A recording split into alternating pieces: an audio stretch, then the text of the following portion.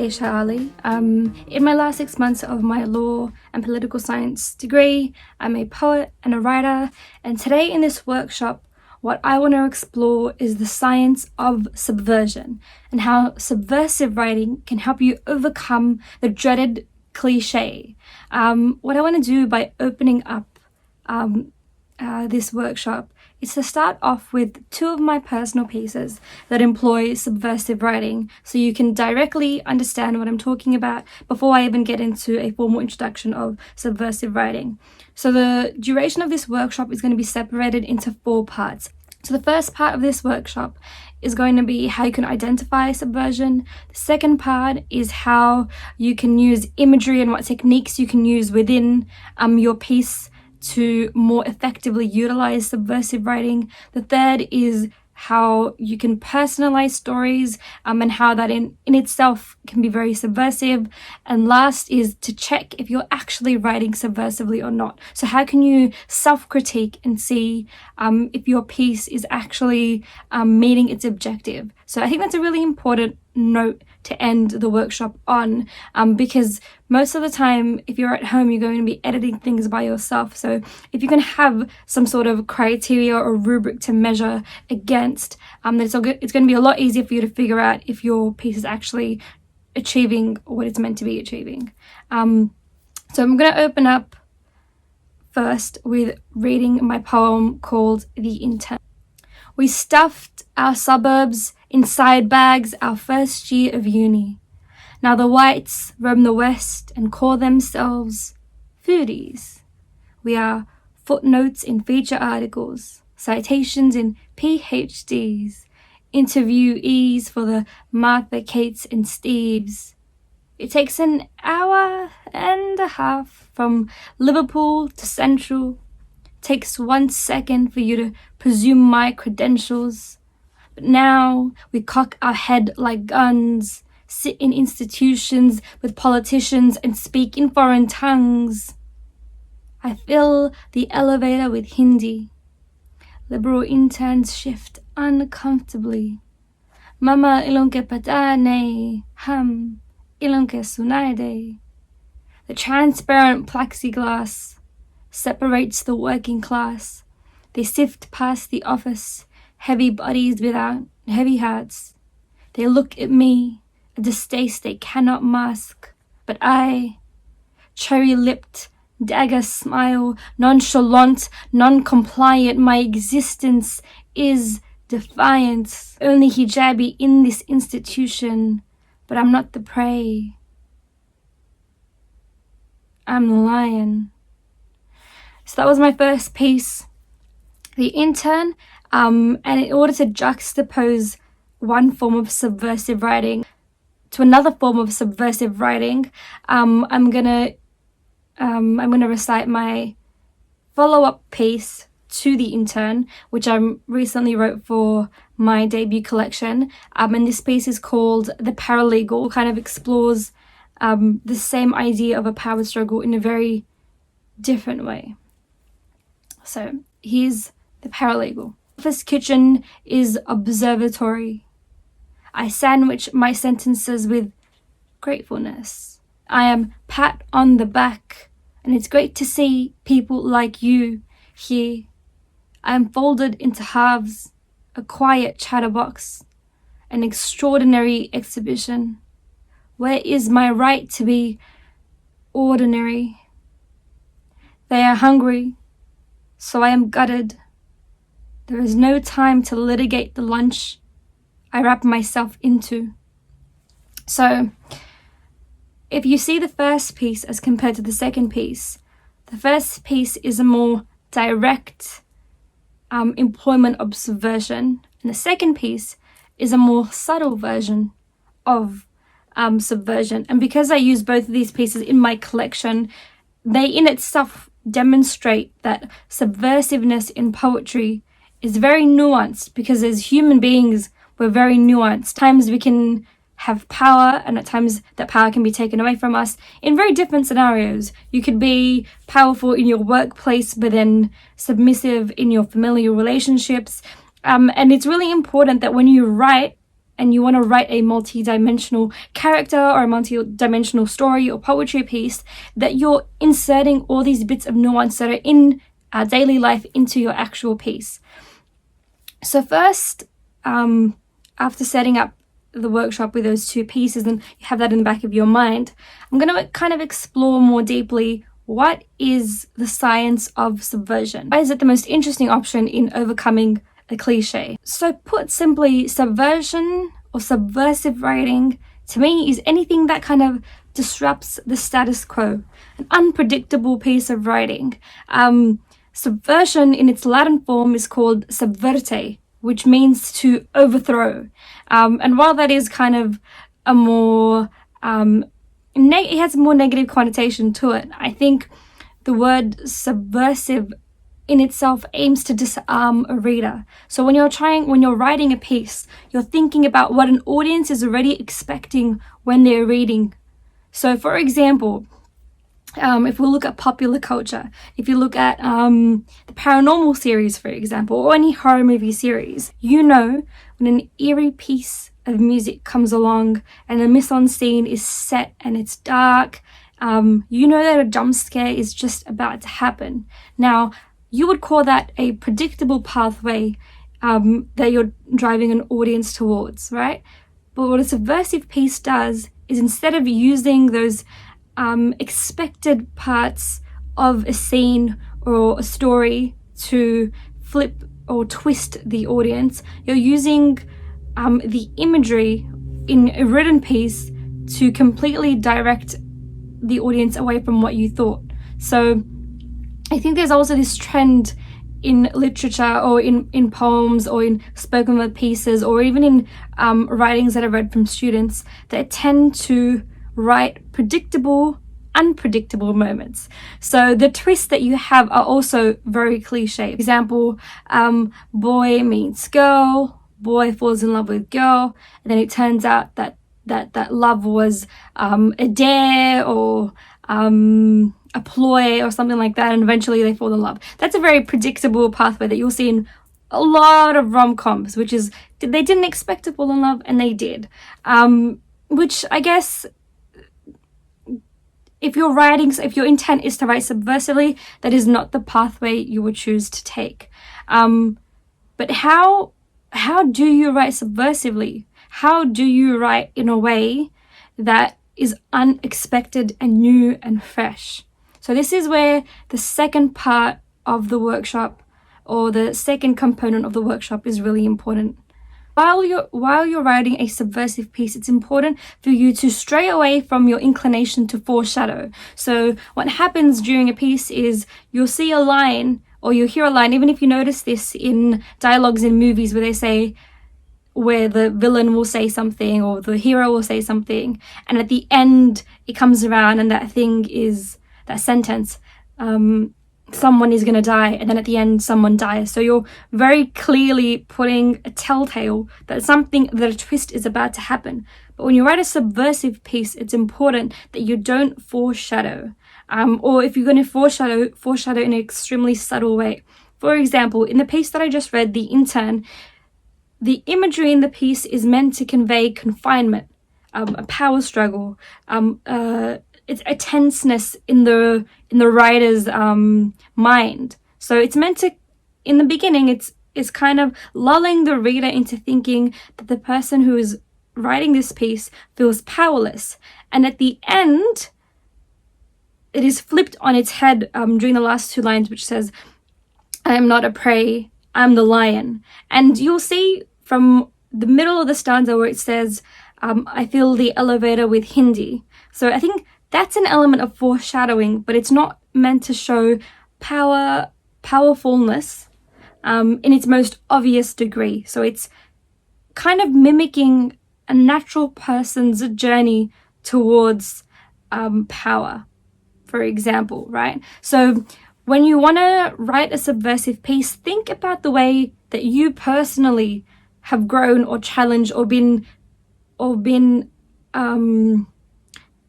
you've been changed by a situation, and how change comes very gradually. So if you're going to write subversively, your change and your twist has to also come gradually. because otherwise it's expected. So that's the first thing. So not foreshadowing is an important part of writing subversively. The second part is using imagery. If you're writing a creative writing piece, dialogue is really important when you're writing subversively. And the next one is writing specifics. So I think the more specific you make your story, or more specific you make your character, the more obvious it is going to be when you change the character. So in the beginning of the paralegal, for example, where the writer says, "Where is my right to be ordinary?"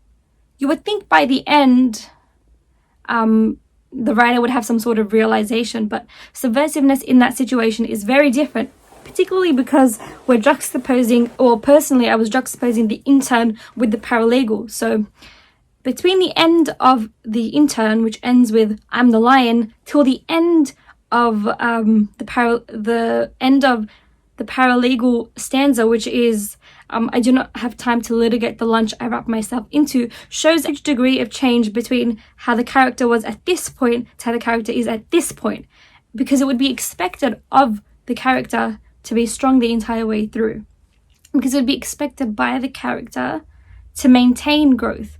But as human beings, that's not how it works. We have growth, and then we make mistakes, and then we grow again, and we make mistakes. We take 3 steps forward and 1 step back. And if you really want to show subversiveness in a very natural way, it is important for you to take those kind of understandings into your writing. I also think a really good example of subversive writing is in one of my favorite films, Gone Girl. So Gone Girl by David Fincher kind of uses a woman's grief or a woman's malice against what the audience would expect a woman to be capable of doing, which I think is the most interesting thing, crafting a well-rounded female villain.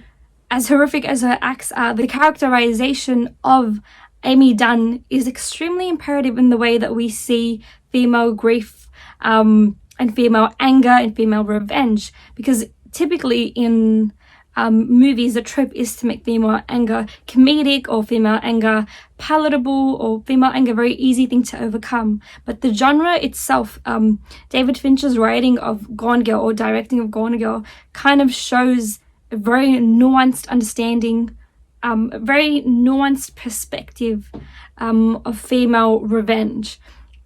So I think what you would need to do if you were looking at a film like that and you wanted to write a very similar kind of character, or you were thinking of writing in a similar way, that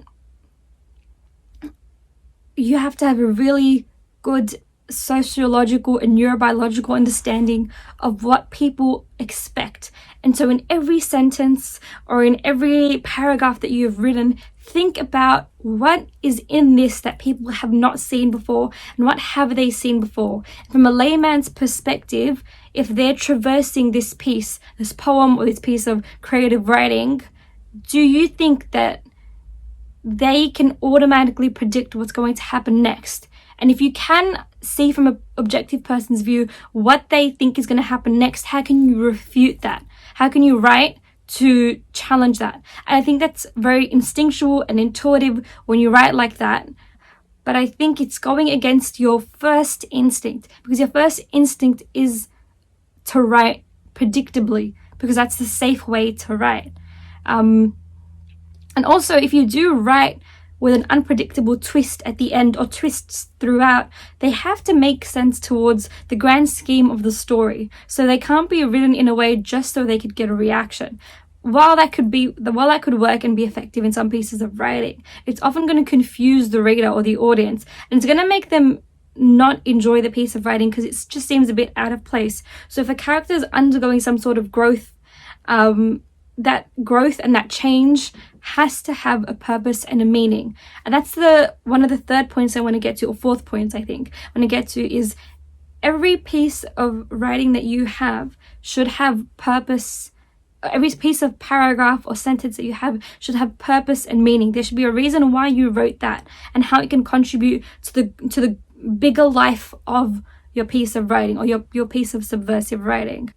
So another tool you can use in your backpack of writing subversively or in overcoming a cliche is to focus on the trite and mundane elements of a story as opposed to focusing on the sensationalized and melodramatic parts of a story. Because what you'll realize is when you focus on melodrama, it's easy to fall into archetypes. And in this way, you can't be subversive and you can't be unpredictable. But if you focus on everyday nuances and everyday concerns and struggles and bring those stories from the foreground to the background, you realize there's more room to move because those experiences haven't been told before. For example, if your character is pregnant, while it'd be very easy to focus on childbirth and labor, those stories have already been explored. So if you explore stories around miscarriages or early birth, those are the kind of stories that aren't explained in as much detail or are stories that haven't been tapped into. So always think about what kinds of stories you're putting out there and why you're putting out there and what fresh new perspective can be offered by focusing on it. Focusing on different characters' concerns and challenges will lift your story out of becoming a cliche.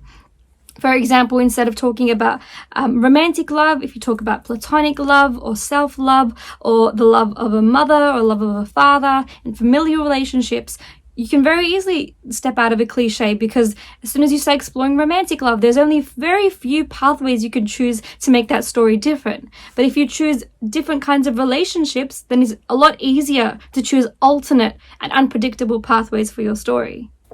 Another thing to remember is that sensationalist subjects have been treated to death. So if you are using sensationalist, melodramatic, or really the broad scope of ideas like love, death, grief. So if you're going to use these as the governing ideas in your poem or your creative writing piece, you have to offer some sort of new perspective if you want to be subversive.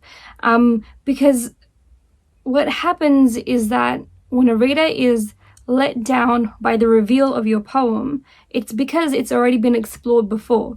So if you are choosing cliche or ordinary topics, then make sure if you're going to do it better than it's already been done before. Movies that I'd recommend if you really want to deep dive into how to effectively use a twist are movies like Shutter Island, Fight Club, Arrival, Black Swan. These movies all kind of use the same thing. They use the unreliable narrator trope to demonstrate how a reader's perspective can be holistically different to the world's perspective. And it is for this reason these movies are so lauded, because the audience thought they had an idea or were given this false sense of security throughout the film. This is the way the narrative was going to be. And when that is subverted by flipping the lens or showing the audience what the actual world is like as opposed to what's inside the reader or the main character's mind, it can be very confronting and exciting and challenging. And these are the best kind of films that kind of encapsulate what it means to be subversive. I also think one of the best ways as a person, for example, if you're someone who's currently started writing, because this is kind of catered to people who are in their burgeoning stages of writing, is tell stories in a way only you can tell. So I find I can write subversively or in a way that's unpredictable and challenging best when I describe or I insert my experiences within my writing. Innately, I do that as a poet because I'm not writing fictional pieces or sci-fi or horror or anything. I'm writing from my lived experience. But even if you're writing within those genres, you can always use your own experiences to change the narrative, because what will happen is you'll realize that your characters and your dialogue and your imagery will be a lot more three-dimensional. Because what happens when you write from someone else's perspective that you haven't lived through is you don't have the bandwidth to understand all of their experiences, so you end up writing it very 2D. But if you write from your own experiences, maybe a specific memory that you have in a specific location where you can pinpoint the room, the color of the carpet, the hospital name, things like that, adding specifics to your writing will allow the reader to insert themselves into the space. And when the change happens, it's a lot more shocking. For example, in the Intern, when I mention Liverpool to Central, you can automatically, at least to me, I can automatically imagine the train from Liverpool to Central and the train buzzing. When I describe specific experiences, in the elevator, for example, I think creating rooms and space within your writing allows people to visualize what's happening in the story very quickly. When you write about ideas, it's very difficult, or it might be harder for the reader to insert themselves because there's no actual room within the writing that they can fit or imagine. But when you write about a living room, or you write about a backyard, everyone has a specific memory they can attach to that. And because of that, your writing actually comes to life. That's how you make the twists more effective in your writing, is when people can imagine themselves in it. And then all of a sudden that room turns into a circus, or the room turns into something else. And that's when you're really stunning the reader by your imagery or by your characterization. I also think another important element to add into this is when you're trying to overcome a cliche, or when you're trying to write subversively, it's important to be sincere in why you're writing something and your intent behind writing something. So, for example, my piece, The Intern, my actual experience in that internship, or in that job experience that I had, was not of power. In fact, I felt anxious throughout the process. I didn't always feel comfortable. There were many times where I would panic and hide in the bathroom. But when I went back and revisited my memories of it, I realized that at the end of my internship, when I finally felt like I belonged, because this was in a very esteemed place where there weren't people who looked like me, so it was very difficult for me to initially transition into that workplace. But by the end, I really felt like I belonged there, and I felt a sense of confidence and energy when I started within my last few weeks, which is like, by then I was gonna go. But that's what change is. You'll change and you'll grow, and then you'll leave that environment, and then you have to change and grow in a new environment. That's just the trajectory of life. But when I went back and revisited that memory, because I wrote The Intern retrospectively, so I didn't write The Intern while I was actually going through that internship, I wrote it after.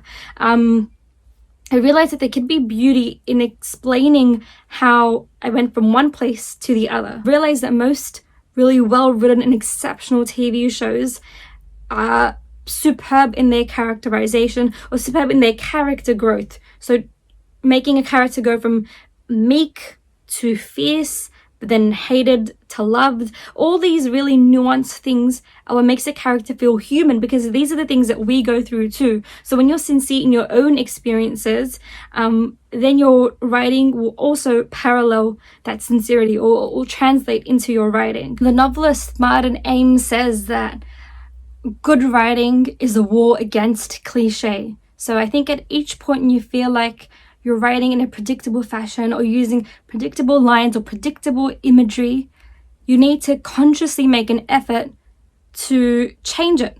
The easiest way is to just thesaurus it, find another synonym, look at I think the best way to do that is just to look at images of what you're trying to describe. So if you're wanting to write about the ocean, instead of using your typical blue, salty sand, the typical imagery, go look at pictures of the ocean and think of your own words. Think of words that come to your mind instinctively. So what I do, or what I have a bad habit of doing, is during poetry performances or when I'm writing, I automatically get turned off when I see blue sky or green grass. But trying to avoid those little telltales of incomplete writing. So the more detail and the more, I think subversive writing can also come in a very micro fashion. We've been talking about it in a macro fashion in terms of writing a twist at the end or twists throughout your piece. But writing subversively, I think personally, can come from even just writing with great detail or perspective within the imagery of small things in your creative writing piece or in your piece of poetry. And that's just in description, writing differently in your ordinary description of things, because it will always catch the reader off guard when they can't actually predict, or they can't naturally, organically predict what's going to be happening next. Crisp dialogue, vivid imagery, vivid description can also be a great way to overcome a cliche. But what you want to do is innately not write towards a cliche when you're writing subversively. The last part of this workshop is what kind of rubric can we use to see if we're writing subversively, or also see if we're not writing subversively, because self-checking and self-regulation and self-critique are really important when you want to identify what you're doing right and what you're doing wrong, and how to continue doing the things that you're doing right and not do the things that you're doing wrong. So the first one I would say is read every sentence and see if you can identify if there's anything in that sentence that sounds like something that's been said before. I think the easiest way to do it is to even just redline it. If you see a word that's just always been attached to another word, so green grass, for example, just cross it out and think of a new way to write or describe. The second way is to give your piece of writing to someone who is a layperson, maybe someone who's not as well read, or even someone who is well read, and see if they can predict what's going to happen next in your story or in your poem. And that'll be a really good telltale sign that you're not writing subversively, or if you are writing subversively, because you want to hear at the end of a piece that I did not expect that, or you don't want to hear that I expected that, because you don't want your unpredictability to be predictable. Does that make sense? The third one is checking your description and your imagery and not foreshadowing. So if you've got any sentences within the beginning of your piece or throughout your piece that's kind of very obviously hinting that there's going to be a twist at the end, or there's twists throughout, make sure you get rid of it, or you make it a lot more subtle. And lastly, I think, which I've kind of reinforced throughout the duration of this workshop, is write sincerely and authentically. Use your own experiences, especially if you're actually starting the writing process right now.